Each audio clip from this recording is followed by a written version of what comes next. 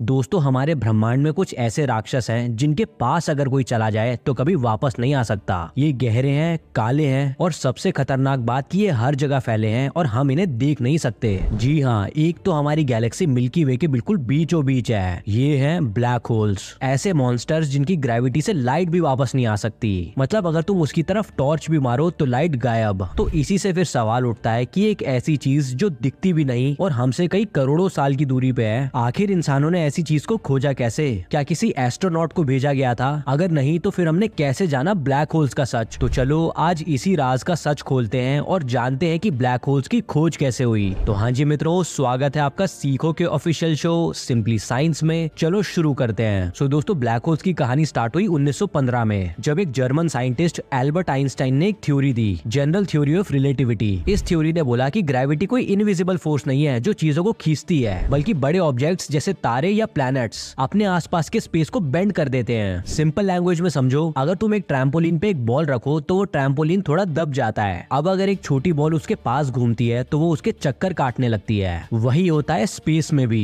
Planet सन के around घूमते हैं क्योंकि स्पेस बेंड हो जाती है। लेकिन जब कुछ साइंटिस्ट ने आइंस्टाइन की बात पे और सोचा तो उन्होंने देखा अगर एक तारे का मास बहुत ज्यादा हो तो वो ट्रैम्पोलिन को तोड़ के एक छेद बन जाएगा जहाँ से लाइट भी वापस नहीं आ सकती। और यही से वर्ड आया ब्लैक होल। लेकिन उस टाइम लोगों ने कहा ऐसा थोड़ी होता है। आइंस्टाइन खुद भी श्योर नहीं थे। उन्हें लगता था नेचर इतनी एक्सट्रीम चीज थोड़ी बनाता होगा। लेकिन फिर 1930s में इंडियन साइंटिस्ट सुब्रमण्यम चंद्रशेखर ने कैलकुलेट किया कि जब एक बड़े तारे का फ्यूल खत्म होता है तो वो अपनी ग्रेविटी के प्रेशर में ही दब जाता है। छोटे तारे व्हाइट डॉर्फ्स बन जाते हैं, थोड़े बड़े न्यूट्रॉन स्टार्स। लेकिन अगर मास ज्यादा हो वो कोलैप्स कभी रुकता ही नहीं और बन जाता है एक ब्लैक होल। पर अभी भी प्रॉब्लम ये थी कि ब्लैक होल्स दिखते नहीं, तो माने कैसे? फिर 1960s और 70s में एस्ट्रोनॉमर्स ने कुछ अजीब एक्सरेज डिटेक्ट किए स्पेस की एक जगह से, जिसका नाम था सिग्नस X1। एक नॉर्मल तारे का मैटर कुछ अदृश्य ऑब्जेक्ट के अराउंड घूम रहा था और वहां से हाई एनर्जी एक्सरेज निकल रही थी। जैसे वॉशिंग मशीन के अंदर कपड़े घूमते हैं ना, वैसे ही उस तारे का मैटर एक इनविजिबल पॉइंट के अराउंड स्पिन कर रहा था। तभी साइंटिस्ट ने कहा बिंगो, यही ब्लैक होल है। उसके बाद टेक्नोलॉजी इंप्रूव होती गई। 2015 में लीगो ऑब्जर्वेटरी ने डिटेक्ट की दो ब्लैक होल्स के टकराने की आवाज, जिनको एक्चुअली ग्रेविटेशनल वेव्स कहते हैं। और फाइनली 2019 में ह्यूमैनिटी ने पहली बार ब्लैक होल का फोटो लिया।